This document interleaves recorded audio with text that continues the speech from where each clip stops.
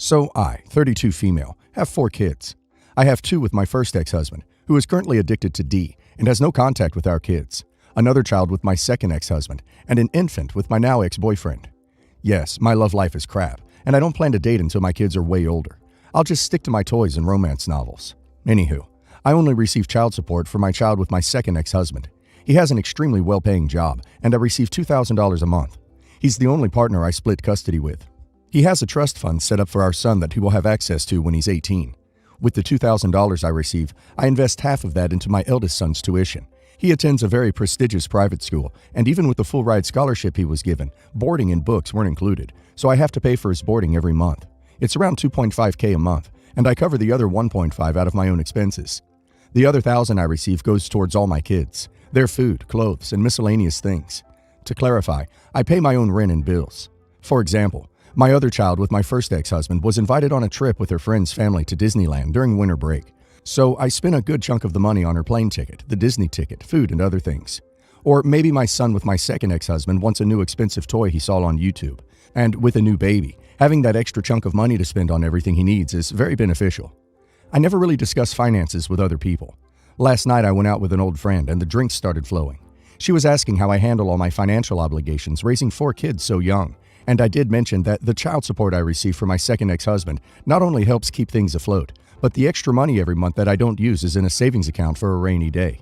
My friend flipped out. She said it's wrong I use the money the court ordered to be used on my son, on all my other kids.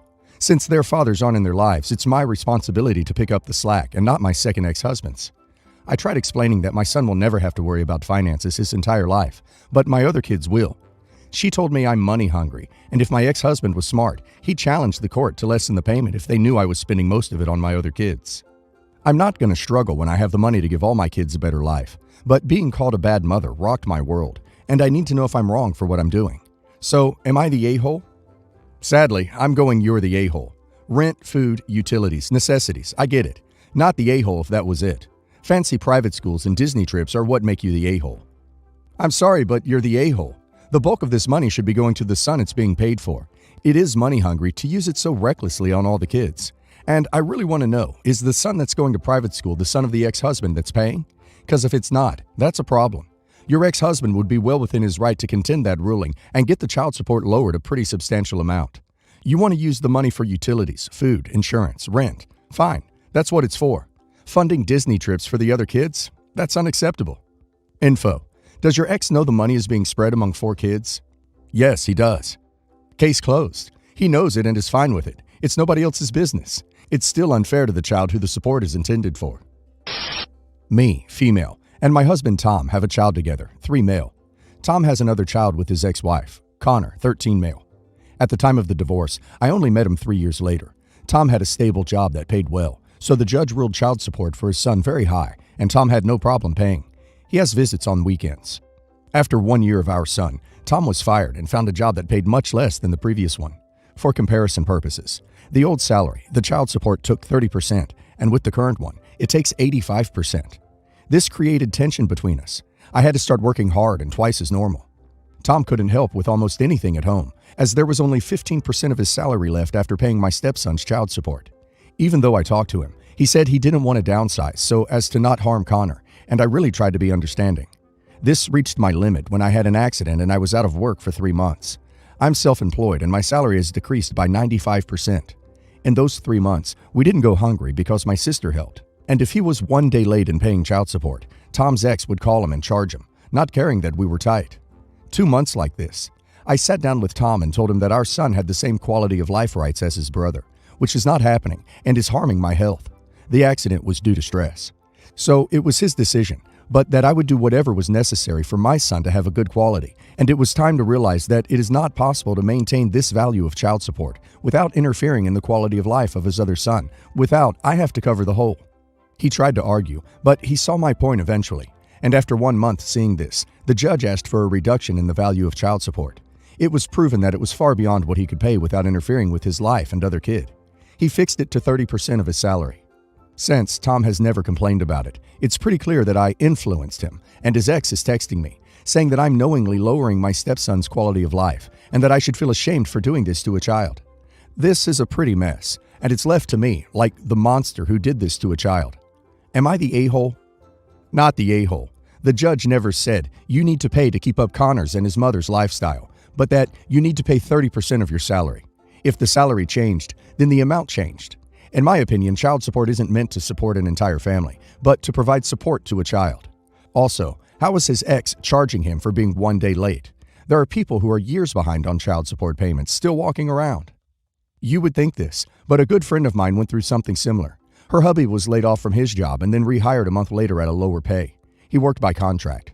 Proved to the judge that his pay was about 30% less than before. Judge agreed, but stated that between his pay and the wife's pay, my friend, they would maintain the same child support, which really pissed off my friend.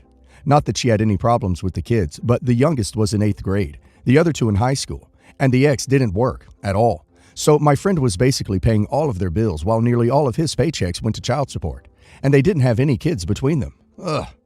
Not the a-hole. A lot of people might not agree with me, but a percentage of salary is fairer than a fixed amount that doesn't take into account a salary reduction. Also, he has 2 children. Why should the one he lives with live in poverty, whilst the other has a nice life? He should care about this. He is letting you be the bad guy so he doesn't have to be. Sounds like it would antagonize his wife more, so it's better for him if she thinks you are the bad guy. Well, I don't think you are. My mom loves being a martyr. She raised me by herself after she left my father. She refused to take him to court for child support, and instead let me grow up not in poverty, but not exactly well. I had food and clothing and a roof over my head. I also started having to provide for myself when I started babysitting. I was earning money so I could afford to pay for some of my own things, like school fees and such. I got out when I was 16. I moved in with her sister, my aunt. My aunt helped me get my act together and get into college. She helped me get a judgment against my father for child support. He never paid it. She helped me apply for scholarships. She helped me save my money to start my business after I graduated. I am doing well now, and my mom is getting close to retirement. She recently contacted me and asked if I could help her out. She had worked herself to the bone supporting me growing up, and she feels like I owe her. I told her that she probably has less money than she could because she never bothered collecting child support. She screamed at me that she had made her decision to cut my father out of her life and that I needed to respect it. So I told her there was an existing judgment against him for child support. It was worth a fair bit of money, and all she had to do was get a lawyer to get it for her. She hasn't called me for money since, but she also has not tried to collect the money he owes her. I regularly stop by to see my aunt and take her shopping for groceries and household goods. I pay because I owe her. She took me in and helped me for 2 years of high school and 6 years of college. My mom has been complaining to her about me, but my aunt also thinks that my mom has been leaving money on the table long enough. Answers to questions I know will be asked. I am an affair baby. My father is still married to his wife. I am 100% his child. He's on my birth certificate and there is DNA evidence. My mom is a healthcare aide. I'm an accountant. To the best of my knowledge, he never gave her any money. Or if he did, it wasn't enough to make our lives any easier. I got the judgment but never sought to get it enforced. I just wanted it for backup. My mom says that I'm an a-hole for second-guessing her choices and not helping her. I told her I would after she collected from him. Not the a-hole. It's your father who owes your mother the money she's lacking. If she didn't do what she needed to do to get the money he owes her, and still won't pursue it after someone even got the ball rolling for her, it's on her now. Not the a-hole. The money was for your welfare. And no matter how she felt about your father, she should have had the money collected for your benefit. Clearly, it would have made a difference in your early life. Gonna go you're the a-hole. Sorry. You haven't indicated what type of relationship was between your mother and father, aside from the affair. So I suspect it is because you don't know. You haven't described any martyr behavior, except not wanting money off your father, which isn't being a martyr. It may be for a very good reason. There is a reason she refused to chase child support. You admitted you had clothes, food, and housing. It sounds like she did her best. No parent would choose placing their child at a disadvantage financially, unless for a good reason. I know there are crappy parents out there, but OP's mom doesn't sound like she was neglectful. Otherwise, OP would have added it. Not the a-hole. Your very existence was a choice that both your parents made. If your mother regretted that choice because he was the wrong partner, that's really on her. But a refusal to address the financial aspects of that choice is a refusal to take responsibility for it. Having a kid with somebody ties you together at a molecular level forever, whether you like it or not. And in refusing to acknowledge that, she is trying to make you responsible for her choices. My mother-in-law, who is usually very sweet and nice, asked me to try on her wedding dress as she wanted to gift it to me for the wedding. I did not want to hurt her, and so I tried on the dress, even though I knew that I wanted to buy my own dress. It fit quite well and looked pretty, but not what I was looking for at all. So I thanked mother-in-law for the opportunity and the gesture, but that it was not what I envisioned myself wearing on my wedding day. But that she was welcome to join me and my mom the next day when we were looking for wedding dresses. She joined us, and I thought everything was fine. But during the shopping, she tried to make me try on dresses similar to her wedding dress, but more my style.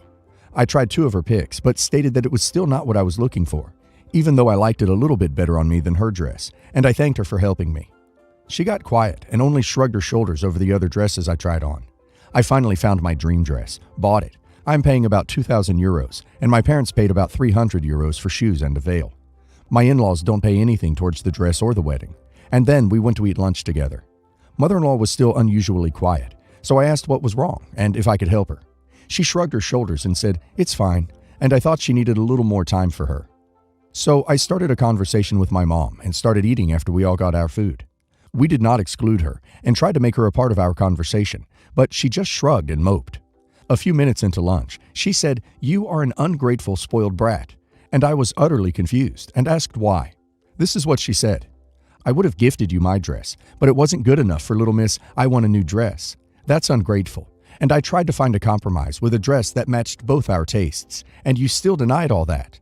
You're so ungrateful and impolite, not even able to make a compromise." She then stood up, paid for her meal, and left without me being able to say anything. I asked my fiancé later that day about it, and he told me not to worry, as I did nothing wrong. But sister-in-law texted me that I was an ungrateful a-hole for hurting her mother this much and not compromising on anything. Am I the a-hole?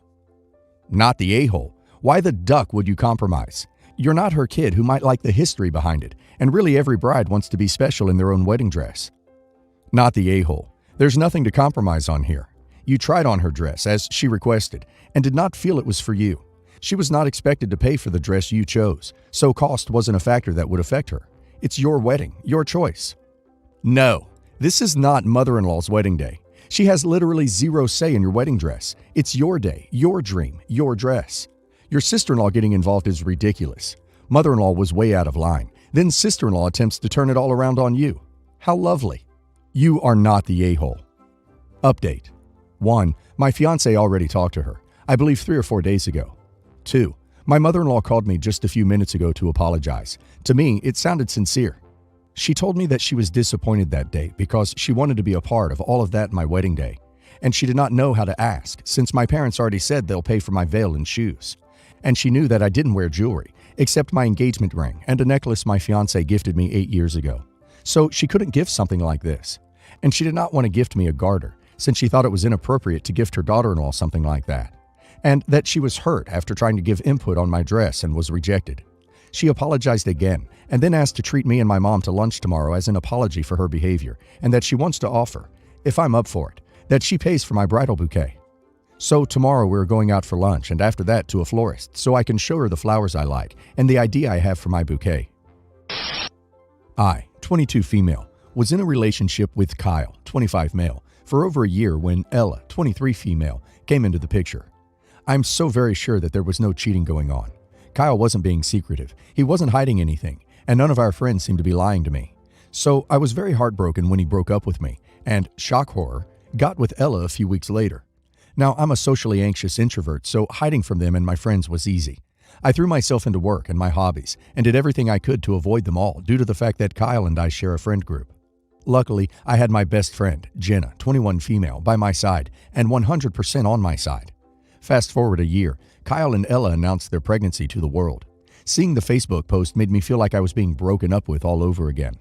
The baby was born last month, and whilst our friends have congratulated them and gone to see the baby, Jenna and I haven't. I understand that the baby is innocent, but I wouldn't be able to be in the same room as Kyle and Ella.